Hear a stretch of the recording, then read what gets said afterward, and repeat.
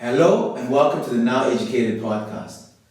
Today, we just want to start off by passing our condolences and our prayers to all the families that have lost loved ones to the earthquakes, the cyclones. There's just a lot of things happening around the world right now, and it can be a very tough time for all of us as we brace for these things. In Zimbabwe, we continue to pray for the families that are in areas that are likely to be affected by the cyclone. And as we think about that, you think about the devastating effect that these natural disasters can have on our livelihoods. There's people out there who lost their home in an earthquake, and that was their only home. And coming back from that, they survived it, but getting back on their feet is going to seem like something that's totally undoable. If we go back a few years, not too many actually.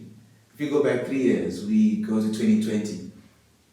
That's when we all were hit with the surprise that is COVID. We thought it was going to last for a couple of days. It ended up being a couple of years.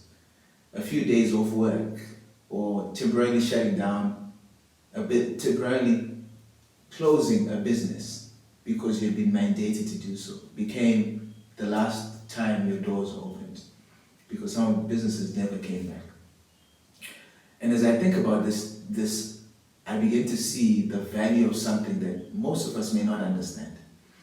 We were going through the financial literacy survey done by the Standard & Poor's Foundation in partnership with a host of other organizations, the first of its kind, global. They went through and did a survey in as many countries as I can remember. And what they began to find is that only 1 in 3, 33% of the world population, according to their survey, is financially literate, which means that over 3.5 billion people are not in a position to make financial decisions or understand basic financial concepts that allow them to manage their finances better and make choices around saving, investing, borrowing, planning for their future, their kids' education, buying, building a home, and life after they're 55 or 60 or whatever the retirement age is for you. And that is particularly scary when you look at where the world is going, with the way technology is making things easier and easier, and governments are driving for financial inclusion, that everyone needs to have a bank account, everyone needs to have access to financial services. My question is, if we are becoming more inclusive, but we're including more and more people into something they don't understand, are we preparing them for success? Are we leading them to their disaster, or like sheep to the slaughter? They think they're going somewhere special, but all roads lead to their death. And it scares me that we live in a world like this, and for some reason, we learn about everything else. We've got degrees and colleges and all these things. We've got kids in our schools, private government paying fortunes and investing in all sorts of education, 3, 4, 5 point. But we don't teach people how to manage money. Financial literacy, the ability for someone to understand the value of saving, investing, how institutions work, or the different institutions and the purpose they play in their life. We don't teach any of that stuff. You get out of college, you get out of school, and you don't even know the first thing about negotiating your salary. You start a business, you don't even know the first thing about financial management. How is it that we've got professionals like doctors, lawyers, pilots, and all these guys, brilliant in what they do, but they are clueless when it comes to how to manage their money? We've got performers who earn millions of dollars, but declare bankruptcy, or lose it all, or end up dead broke. Literally dead broke. How is that? That's because we have forgotten that the most important thing, or the one thing that separates those who have and those who have not. There are also little other reasons and come back, but one of the key things when you look at the data, the reason that separates, the one cause, the it factor that differentiates those who have and those who have not is financial literacy. It is financial literacy. You see, I was chatting to my man Michael, and we just had a conversation before we recorded, and we were saying, why are Jews so disproportionately good with money? Let's not buy into these other things that they're very intelligent, because they're not the most intelligent race. It's not that. It's not that they've got an exceptional money gene. It's none of that. And when you go through ancient Jewish wisdom, you realize that Jews are disproportionately good with money because of the education, the time they spend in their family setting educating their children about money, learning from the Bible and using that as a blueprint and looking at what does the Bible say about different things, and then modeling that in culture, modeling that into their culture. In most Orthodox Jewish homes, you'll get there and you'll find there are tons of books on different aspects of life, and children are encouraged to read. They are educated about this, and because they spend a huge amount of time educating their kids on important things about their life, including money, they find themselves being able to build institutions that create value for people and in return reward them with tremendous financial wealth. So what am I saying? Well, let me give you another example, because sometimes Jews, they're just a small population of our world, and you may say, I'm not a Jew, so what do you expect from me?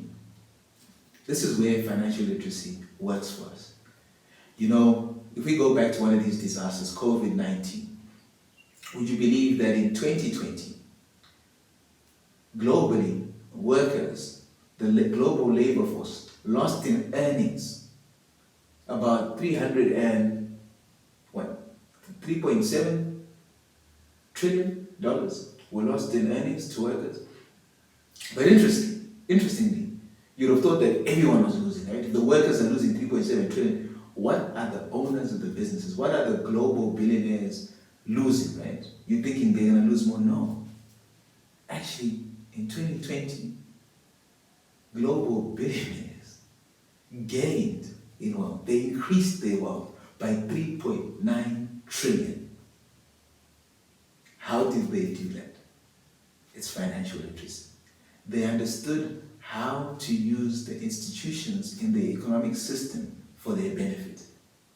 For me and you, that's looking at our lives and saying, what are the things that constitute my life?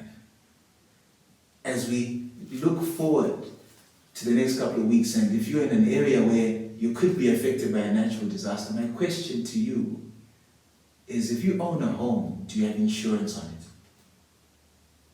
Because if you've got insurance on it, or if you're in Turkey and these places that are affected by earthquakes, do you have insurance on your home? Because understanding that insurance is there to protect your income in the event of a disaster, or to protect your asset in the event of an unfortunate event, that means when a cyclone destroys your house and you've got insurance for it, the insurance company is going to pay you or compensate you to some degree, 80-90% of the value of your house, which will allow you, once the level subsides, to rebuild.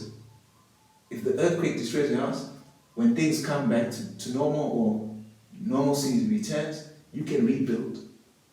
But how many of us don't even have that insurance on our homes?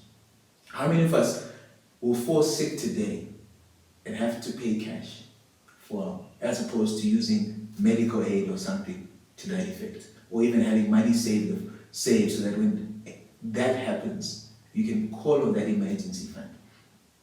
How many of us have that? What will you do today if you lose your job? That's another disaster. What do you do today? Or how does your life look if someone in a high office makes an announcement that affects your business so negatively that you may be forced to close? Does the closure of your business also mean the death of your family's lifestyle? The death of your finances?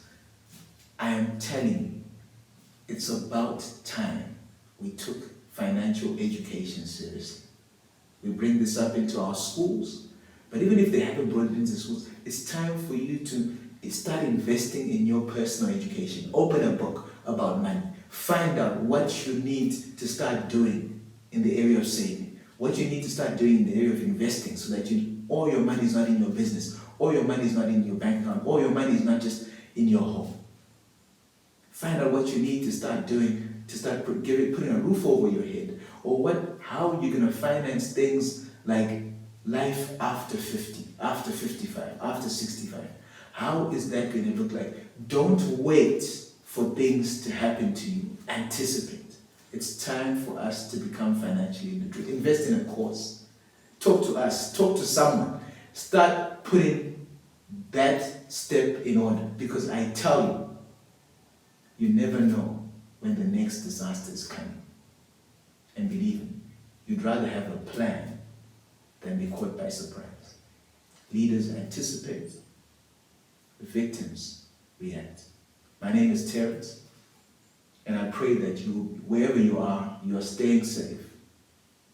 You're doing all you can, and you're taking time to love your friends and your family. And as we always say in this community, when you know better, you do better. And if you're part of the now educated community, you know better. You're trying to find as many people you can help to know better as well. Because when we all know better, we do better. And eventually, we make things get better. Thank you for your time.